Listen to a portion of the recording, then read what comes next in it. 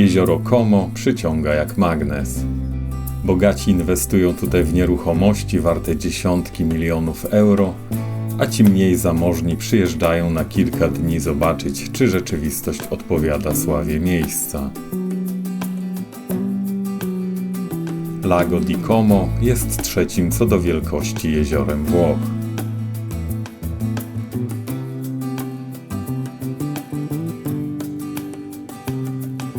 Jego kształt jest bardzo charakterystyczny, ponieważ przypomina odwróconą literę Y. Bellano leży na wschodnim wybrzeżu Como.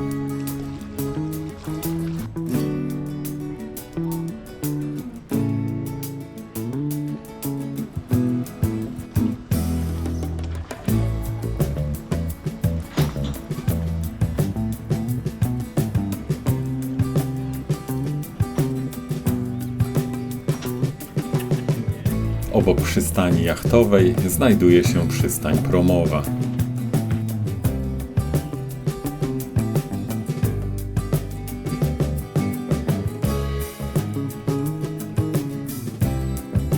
Dla nas główną atrakcją tego miasta jest Orrido di Bellano, czyli wodospad położony w wąwozie.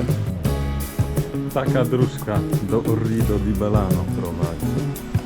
Jakby deszcz spadł, to by nas zmyło do morza. Dojście do wodospadu prowadzi wąskimi kamiennymi uliczkami, które są podobne do dużej rynny. Jak to we Włoszech, prawie każda ulica ma swój kościół.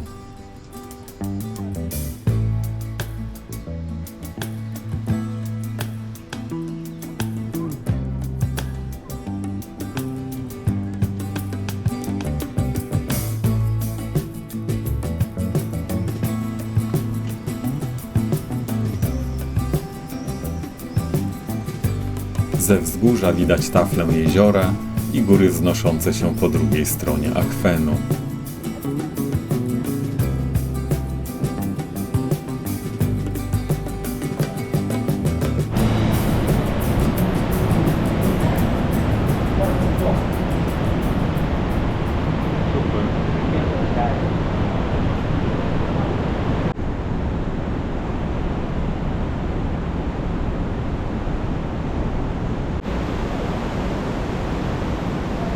Naturalny wąwóz powstał 1,5 miliona lat temu.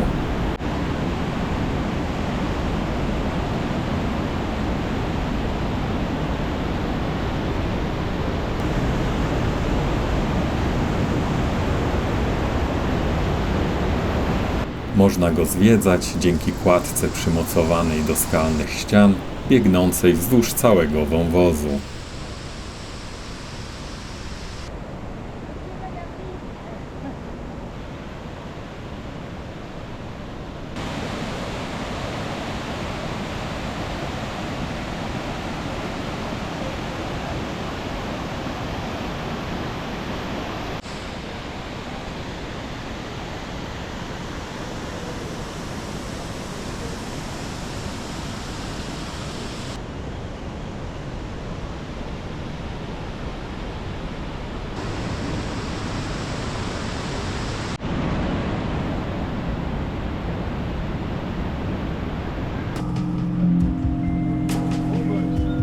Powrót na parking przez cmentarz. Spokojne miejsce z ładnym widokiem.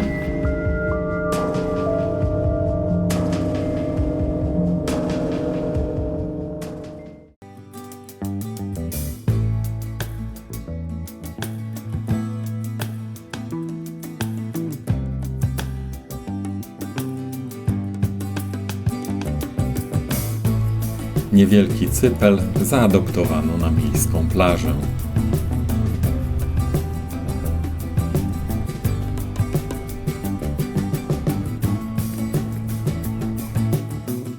Powyżej Bellano jest położona maleńka wioska Biosio na wysokości 376 metrów.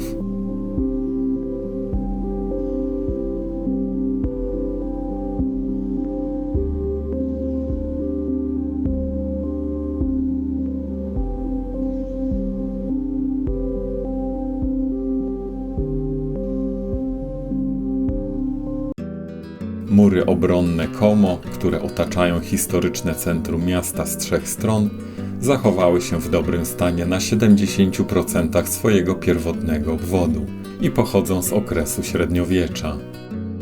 Zostały one wzniesione przez Rzymian z inicjatywy Juliusza Cezara w połowie I wieku przed naszą erą. Zostały zburzone przez Mediolańczyków pod koniec wojny dziesięcioletniej, która toczyła się w latach 1118-1127. W tym samym wieku mury miejskie zostały odbudowane i wzmocnione przez dodanie 3 dużych wież. Jak widać, do ścisłego centrum miasta można dojechać koleją.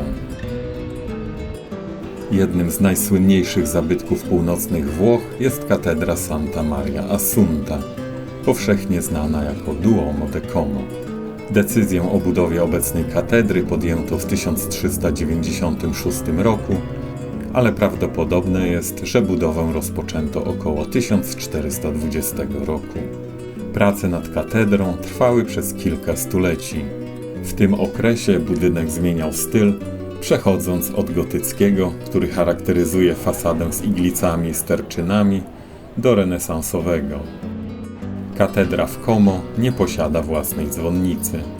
4 dzwony katedry są zainstalowane na wieży miejskiej, której górna część została odbudowana w 1927 roku.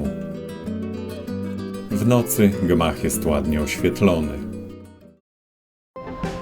Jedną z atrakcji jest kolej szynowo-linowa Como Brunate z 1894 roku. Kolej w 7 minut pokonuje różnicę wysokości wynoszącą 494 metry na odcinku 1074 metrów. Średnie nachylenie trasy wynosi 46%, a maksymalne 55,1%. Z pomiędzy koron drzew można gdzieniegdzie dojrzeć panoramę miasta.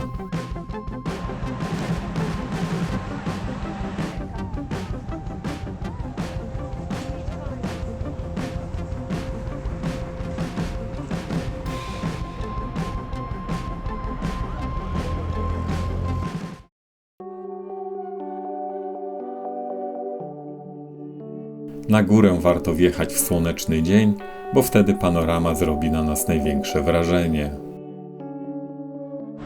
Pogoda się zmienia, zaczyna kropić deszcz, czas wracać. W krótkim czasie pogoda bardzo się zmieniła.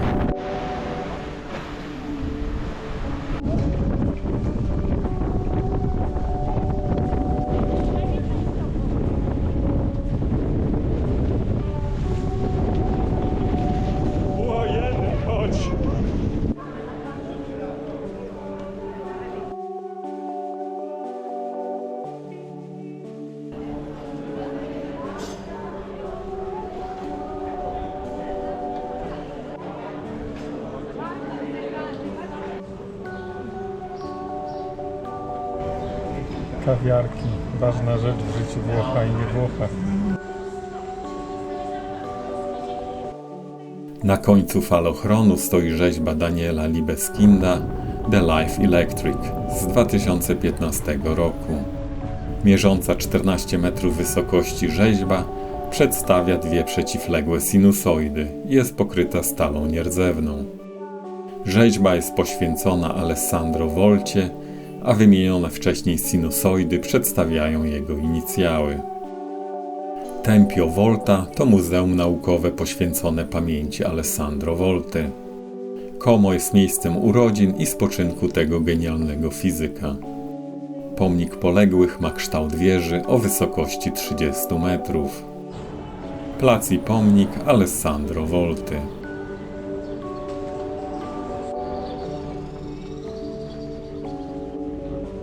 Oto jedyny pomnik, jaki widziałem, poświęcony pandemii COVID-19.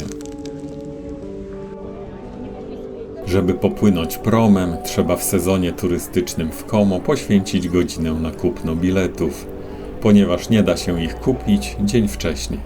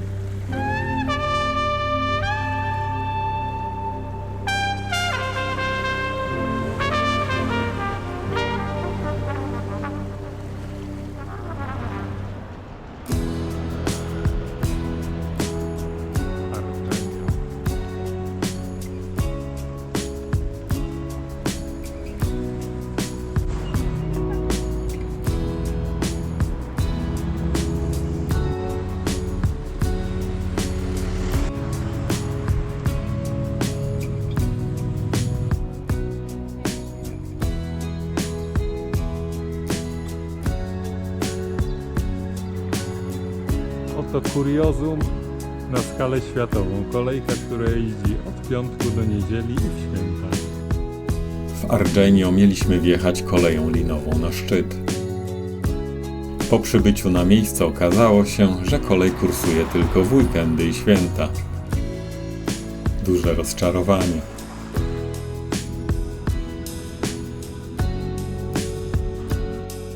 Na pocieszenie spacer po rzymskim moście.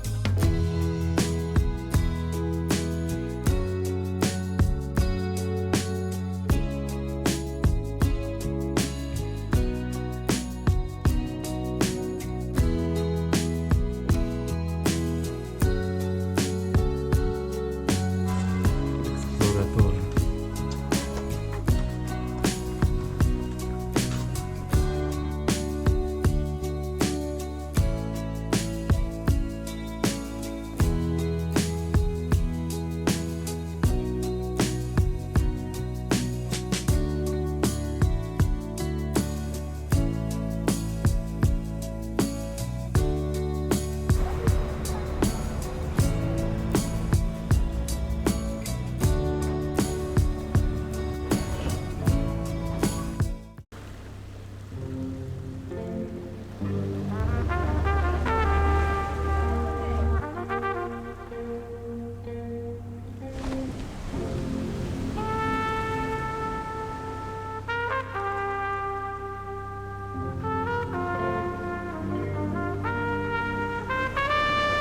W drodze powrotnej dużo mniej ludzi na pokładzie.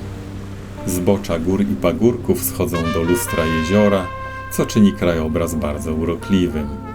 Liczne wsie, miasteczka i kręte drogi dodają uroku okolicy. Włochy stanowią dobry przykład umiejętnego wkomponowania architektury, infrastruktury drogowej w otaczającą przyrodę. Przyroda wcale nie musi być dzika i nienaruszona, żeby zachowała swoje piękno. Warunkiem jest zachowanie umiaru i właściwych proporcji. Mijamy rzeźbę The Life Electric, co oznacza, że dopłynęliśmy do Como i za chwilę czas wysiadać. Bellagio to znany kurort wypoczynkowy leżący na cyplu, który rozdziela jezioro na dwie odnogi. Wschodnia strona miasta jest spokojniejsza i mniej turystyczna.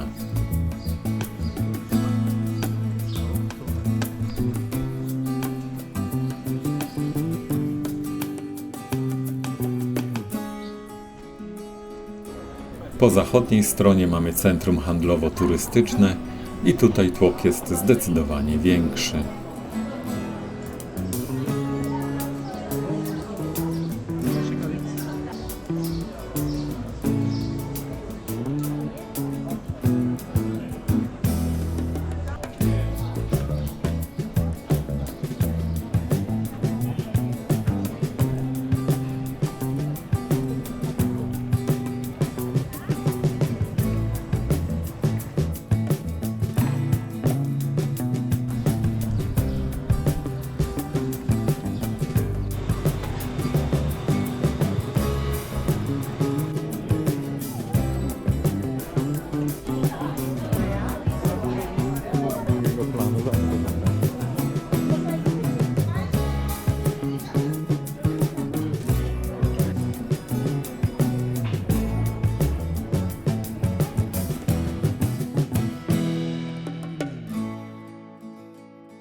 Dom, w którym gościł Franciszek Liszt.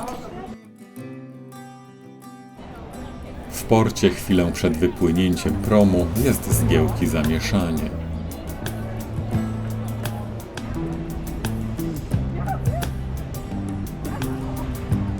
Po wypłynięciu sytuacja się uspokaja.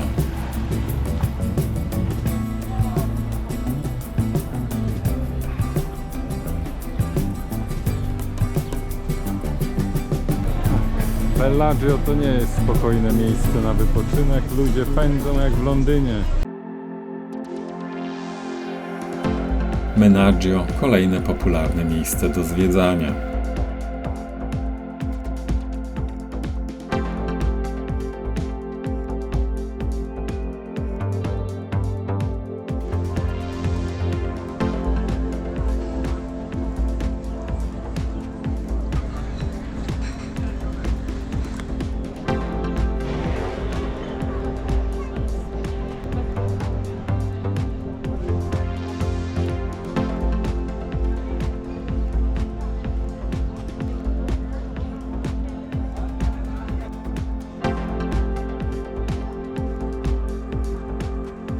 kościele świętej Marty znajduje się nietypowa szopka bożonarodzeniowa, wykonana w całości na szydełku.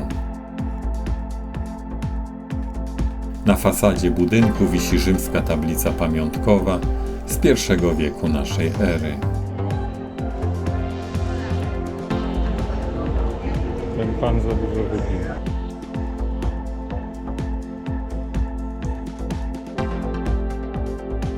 Na górnym poziomie miasta możemy zobaczyć odrestaurowane mury zamku.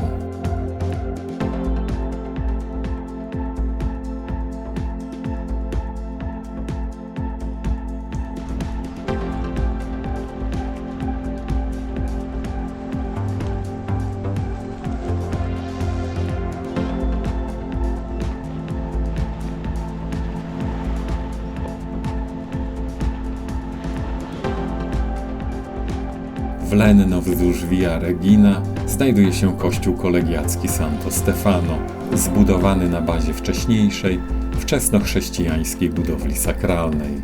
Poniżej posadzki kościoła znajduje się krypta z XI wieku.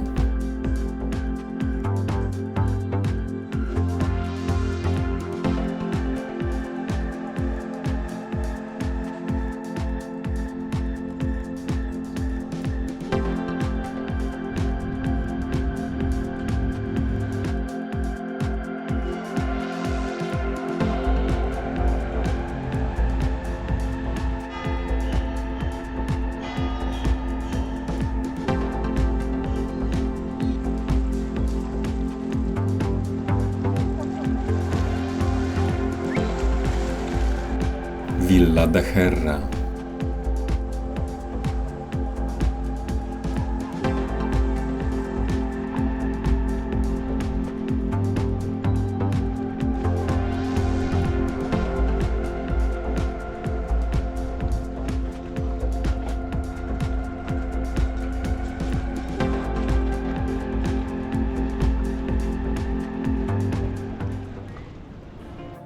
Z Versasio, położonego tuż obok Lecco, można wjechać koleją linową na płaskowyż Piani d'Erna. Kolejka linowa prowadząca na Piani d'Erna została zbudowana w 1965 roku, a obszar ten stał się popularnym celem wycieczek pieszych latem i niewielkim ośrodkiem narciarskim zimą. W latach 90. zbyt małe opady śniegu sprawiły, że pozamykano obiekty narciarskie. Widok na górę Resegone, znaną także pod nazwą Monte Serrada, położoną na granicy prowincji Bergamo i Lecco. Nazwa pochodzi od kształtu profilu z lombardzkiego słowa resegun, czyli duża piła.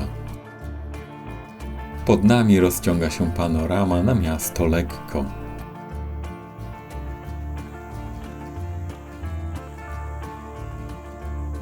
Trochę dalej można wejść na Pizzo d'Erna o wysokości 1375 metrów nad poziomem morza. Lecco to niespełna 50-tysięczne miasto i zarazem stolica prowincji.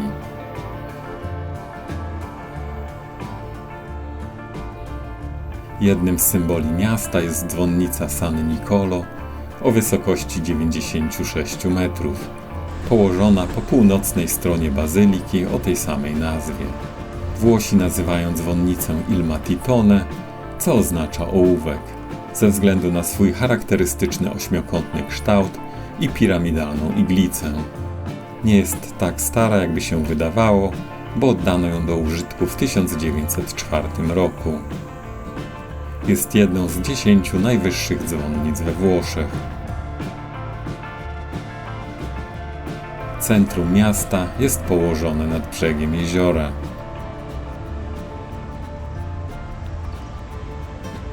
Pomnik poległych z 1926 roku upamiętnia żołnierzy poległych w I wojnie światowej.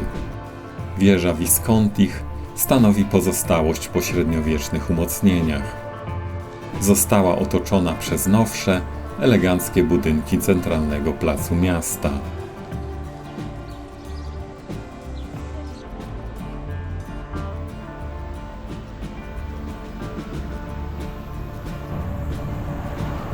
Przejazdem zatrzymujemy się w Domaso.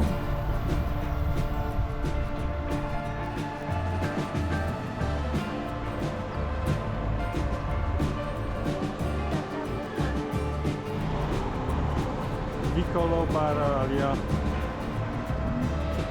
Schody prowadzą w górę i w dół.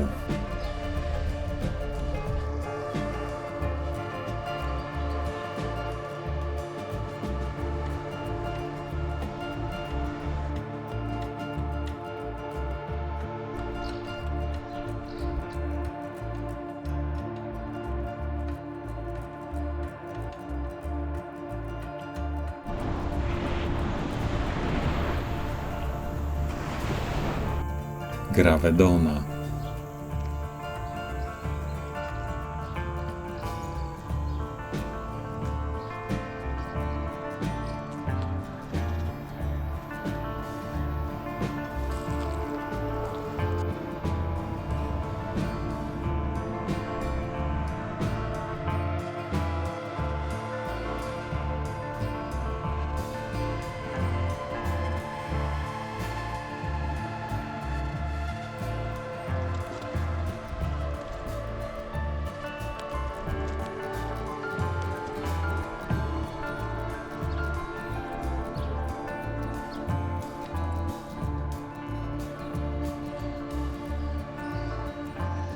Kościół Santa Maria del Tiglio, jaki widzimy dzisiaj, pochodzi z końca XII wieku.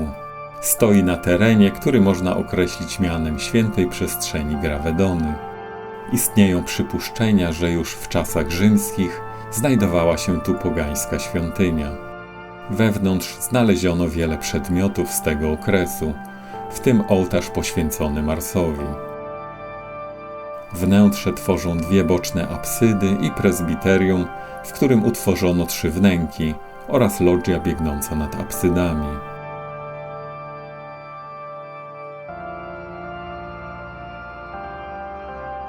Zbudowano go z lokalnego kamienia, białego marmuru z Musso i czarnego kamienia z Olcio. Kościół jest wyraźnym przykładem stylu romańskiego.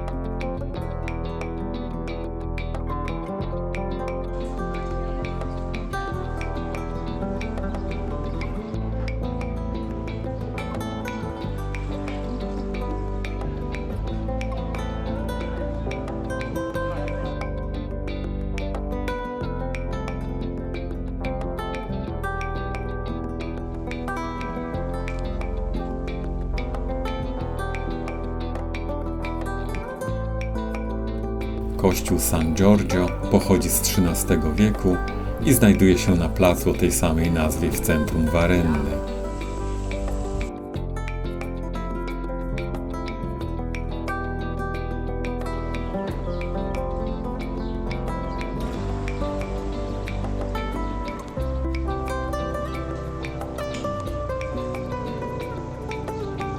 Kościół San Giovanni Battista pochodzi prawdopodobnie z XI wieku. Wnętrze zdobią odrestaurowane freski przedstawiające m.in. pokłon 3 króli, świętego Jana Chrzciciela z innymi świętymi i świętego Jerzego zabijającego smoka oraz świętego Krzysztofa.